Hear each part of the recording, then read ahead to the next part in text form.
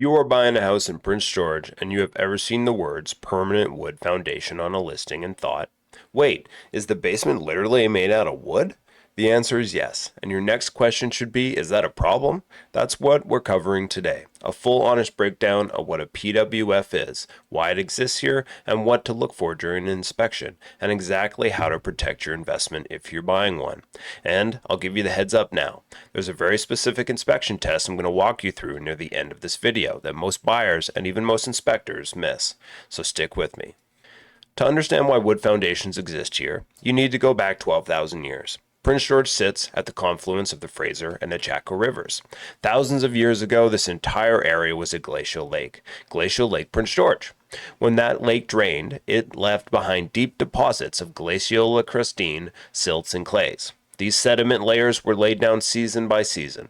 The silt layers absorb water, while the finer clay layers don't drain it. The result is a soil type that is highly susceptible to frost heave in the winter and lateral pressure problems year-round. The official frost penetration depth for Prince George is 1.22 meters. That's just over 4 feet below grade. Any footing above that depth without specific frost protection engineering is at risk of movement when the ground freezes. But not all of Prince George has the same soil. If you're buying in Upper College Heights, you're dealing with clay-rich soil that puts serious lateral pressures on foundation walls. Compare that to the Hard Highlands, which have sandy loam and gravel with much better natural drainage. Permanent wood foundations are not a workaround or a cuss-caught. They are an engineered response to this exact geological environment. So what exactly is a PWF? It is an engineered below-grade wall system where the load-bearing exterior walls are built from preservative-treated lumber and plywood, rather than poured concrete. The wood used here is not the same as the treated lumber you buy at Home Depot for a deck.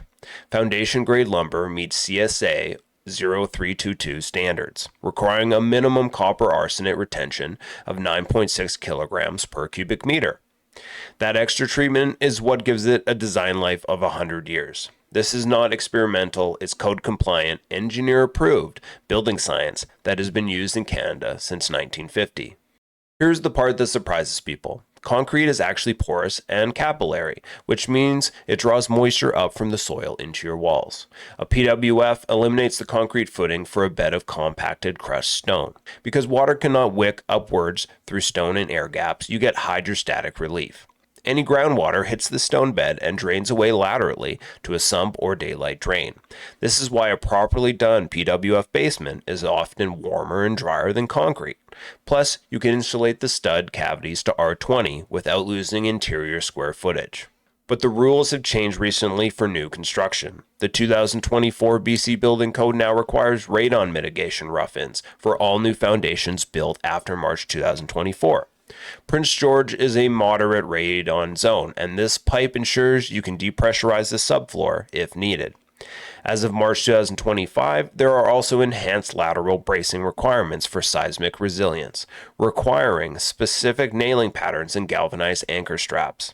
And finally, the zero carbon step code actually benefits the PWF builders because that integrated insulation gives a natural head start on energy compliance. Let's get in what to look for and what to test. Test number 1 is the never under poly rule. The exterior of a PWF is protected by a 6 mil polyethylene moisture barrier. This barrier needs to overlap at the joints. It needs to be sealed, and most importantly, it must never wrap under the wood footing plate. If that plastic goes under the footing, it creates what engineers call the bag effect. Any moisture that gets past the top of the barrier has nowhere to go. It pools against the wood at the base of the wall. And concentrated standing moisture against treated wood over years will cause decay even in CCA-treated lumber. The second problem is structural. The lateral stability of the base of a wall depends on friction between wood footing and granular stone. Plastic on stone is a low friction surface. That footing can shift inward under soil pressure if there is any plastic underneath. Now you might be asking yourself, Evan, how can I see this? Well, you want to ask to see the exterior moisture barrier during a pre-purchase inspection. Ask where the poly terminates. If access is limited, ask the seller for original installation photos or a copy of the framing permit. Test 2 is the fastener test. CCA treated wood, the stuff your PWF is made of, contains high concentrations of copper. When moisture is present and you have a standard galvanized steel nail in that wood, you have the ingredients for a chemical reaction. The copper in the wood actually acts as a cathode, and the zinc coating on the nail acts as an anode. The zinc dissolves, then the steel corrodes. In forensic failures of wood foundations, engineers have found galvanized nails completely rusted through within 15 years, leaving the wall with essentially zero structural capacity. Code requires either hot dip galvanized or stainless steel fasteners, type 304 or 316. The stainless steel ones are lifetime resistant to this reaction. So what are you looking for during inspection? Any rust bleeding or orange-red staining around the nail heads at the top plate of the foundation wall. That staining means the zinc coating has already failed. The nail underneath is corroding. If you see it in multiple locations, you need a structural engineer on site before you proceed. Ask your inspectors to specifically check the fasteners. Most inspectors look at visible surfaces. You want someone who knows to check the chemistry. Test 3 is the structural alignment check, the bowing test. PWF walls are engineered to resist lateral soil pressures because they are propped at the top by the first floor diaphragm and at the bottom by the basement slab.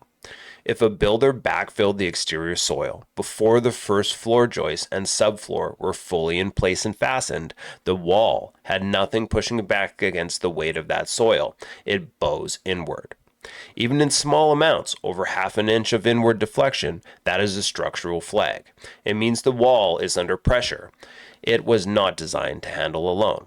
During inspection, bring a 4-foot leveler or plumb bob and check the foundation studs. A straight wall should show 0 to minimal gap between the level and a stud surface. If you are seeing daylight past the half-inch mark, that wall needs engineering review before you close. Now let's talk maintenance, because a PWF is not a set it and forget it. It is a managed system. There's 2 rules which run this entire thing. Rule number 1, the 1.5 meter rule. In winter, clear snow away from the foundation perimeter within 1.5 meter radius. That's about 5 feet. Snow that piles against the foundation increases the moisture and lateral load on the wall over the freeze-thaw cycle. It sounds simple. Most homers do not do it consistently. Rule number 2, the grading rule. The ground should drop a minimum of 6 inches over the first 10 feet moving away from the foundation. That slope directs water away from the wall. If your grade is shifted, it's common here due to frost heave and soil setting, and water is running toward the house, you are slowly loading that moisture barrier with pressure it was not meant to handle. Regarding costs, a few $100s, and it's one of the most cost-effective things you can do for a PWF home. And the sump pump matters too. A functional sump with battery backup is not optional in Prince George on a PWF system. It is the release valve for the entire moisture management design. If that pump fails during a spring melt and your granular bed floods, you are fighting water because it has nowhere to go. So let's bring this all together from a buyer's perspective. Permanent wood foundations are legal, code compliant, and when they are properly installed and maintained, they perform exceptionally well in Prince George's climate. A well-maintained PWF basement is often warmer, drier, and more energy efficient than a poured concrete basement. But here's the real-world reality. Roughly half of buyers will hesitate when they see a PWF on a listing, regardless of condition. That hesitation can create a market discount of $40,000 to $50,000 or more versus a comparable home on concrete. That is not necessarily bad news if you are the buyer and you understand the system, but it cuts both ways if you are ever going to sell. The way that you protect yourself is documentation. Demand an engineer's certificate. Most conventional lenders, including CMHC, require a professional engineer's report verifying structural integrity before approving a mortgage on a PWF home. If the seller does not have one, get an engineer in there before you remove subjects. Ask for maintenance records, sump pump service history, grading work, any moisture barrier repairs. A well-maintained PWF with documentation is a fundamentally different asset than an unknown one. And use an inspector who has specific experience with PWF systems. This is not a standard inspection items. The 3 tests I walked you through today, the poly rule, the fastener check, and the bowing test, those are specialist level items that a general home inspector may not know how to flag.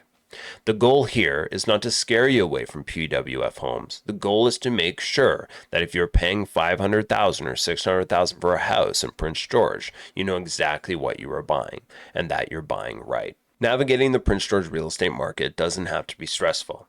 I have a free seller's guide, relocation guide, and my full home buyers program available. The home buyers program will send you exclusive weekly videos and emails to walk you through the process step by step. Just comment the word guide below, tell me which one fits your situation, and I'll send the link and all my resources right over to you. Thanks for watching, and we'll see you in the next video.